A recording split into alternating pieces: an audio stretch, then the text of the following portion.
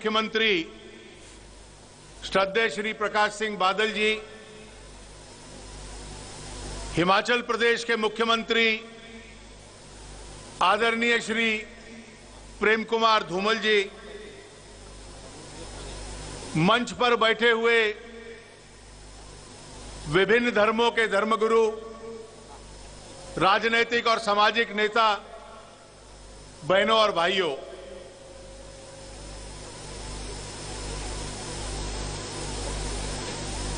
मेरे जीवन में बहुत कम दिन ऐसे होते हैं जिस दिन नरेंद्र भाई और मुझे एक दूसरे से बात करने का अवसर नहीं मिलता।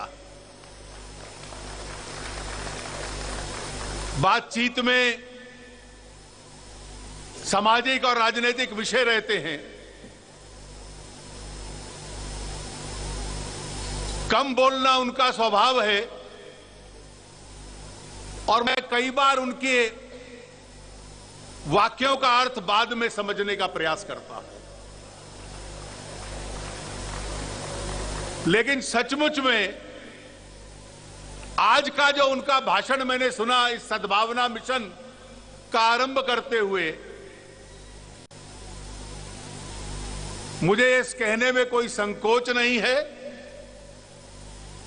कि आने वाले दिनों और महीनों में उनके एक एक वाक्य की लेकर समर्थन करने वाले भी और विरोध करने वाले भी उसका विश्लेषण करते रहेंगे।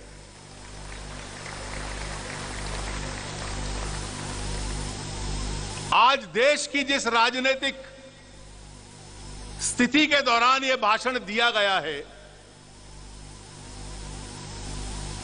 उसका एक पक्ष और पहलू है जो इस देश के लिए बहुत चिंताजनक है। चिंताजनक इसलिए है कि शायद ही इस देश की केंद्र की जो सरकार है,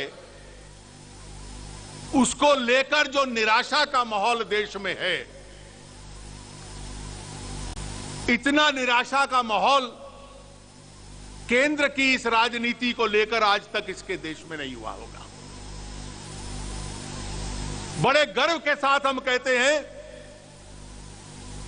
गुजरात, पंजाब, हिमाचल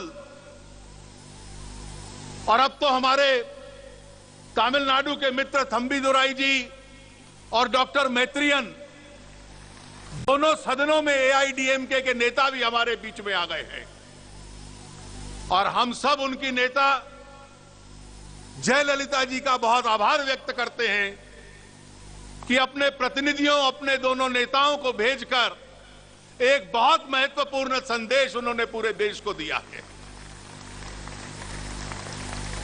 एक तरफ हम गर्व करते हैं कि जिन राज्यों के नेता यहां पर मौजूद हैं, वो आर्थिक दृष्टि से बहुत तरक्की कर रहे हैं, और दूसरी तरफ देखते हैं तो एक नेतृत्वहीन सरकार केंद्र की, उसकी तुलना कर लीजिए गुजरात से,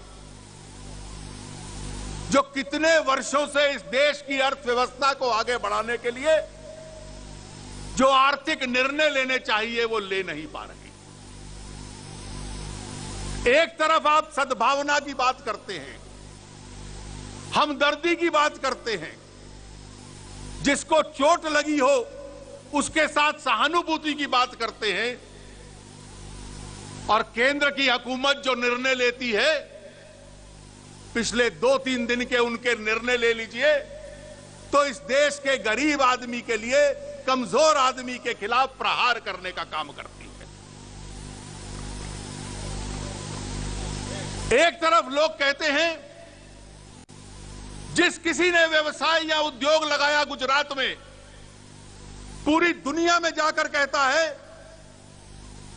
कि जितनी सरलता के साथ मैंने उद्योग लगाया, शायद इस देश में व्यवसाय कायम करना है तो गुजरात से बेहतर स्थान नहीं मिलता। Gujarat is the best place to do business. इस देश के सबसे बड़े उद्योगपति रतन टाटा कहते हैं कि अगर आपने गुजरात में उद्योग नहीं लगाया तो इसका अर्थ है कि आपको उद्योग लगाने की समझ नहीं है। दुनिया की सबसे प्रतिष्ठित पत्रिका है अंग्रेजी की इकोनॉमिस्ट। 5 अंक पूर्व गुजरात पे लेख था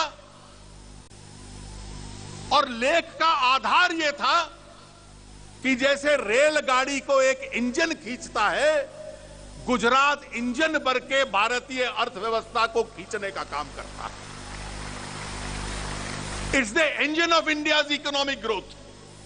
यह दुनिया की सबसे प्रतिष्ठित पत्रिका जो है इकोनॉमिस्ट, उसने अपने अंक में यह लिखता है।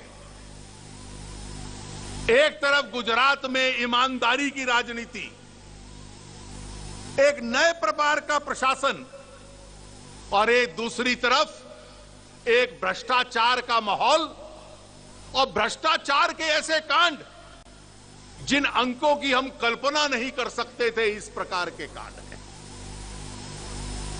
एक तरफ ताकत जमीन तक, जनता तक देने का प्रयास है और दूसरी ओर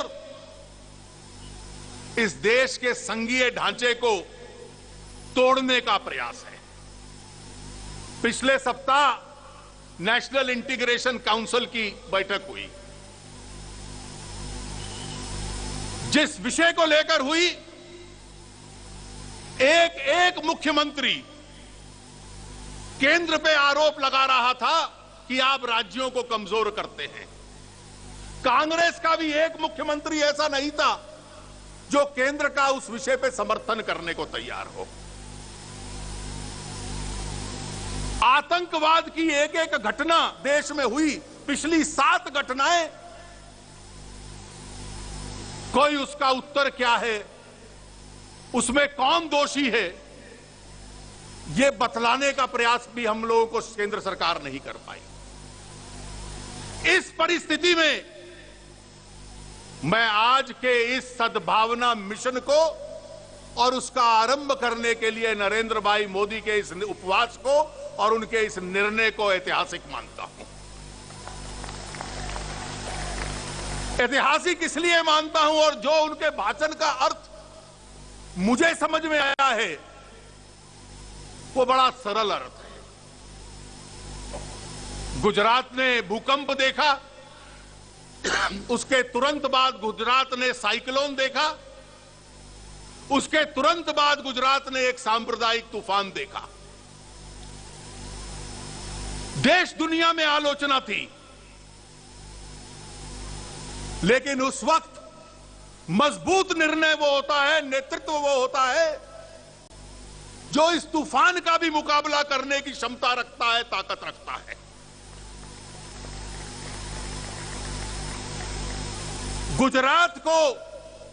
गुजरात की आर्थिक प्रगति को, विकास को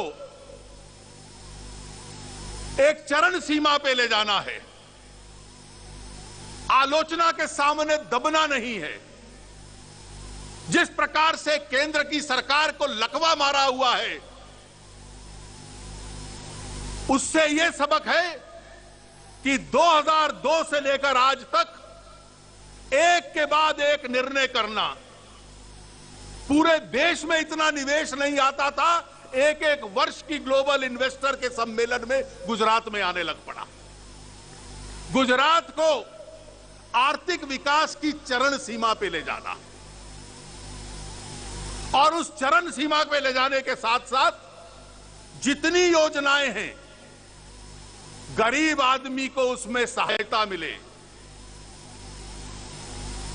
छोटी कन्याओं को एक बच्ची स्कूल में जा पाए, एक कमजोर वर्ग का, सामाजिक दृष्टि से कमजोर वर्ग का व्यक्ति, उसको स्वास्थ्य सेवाएं मिल सके, यह पूरा शासन का प्रयास रहता था।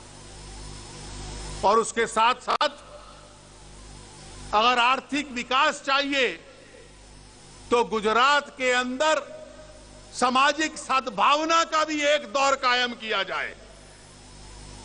यह गुजरात के राजनीतिक नेतृत्व का, मुख्यमंत्री का, सरकार का यह जो आज निर्णय हुआ है और आज जो यह अभियान शुरू हुआ है, मुझे मालूम है कि कई लोग इस पर विभिन्न प्रकार की टिप्पणियां कर देंगे,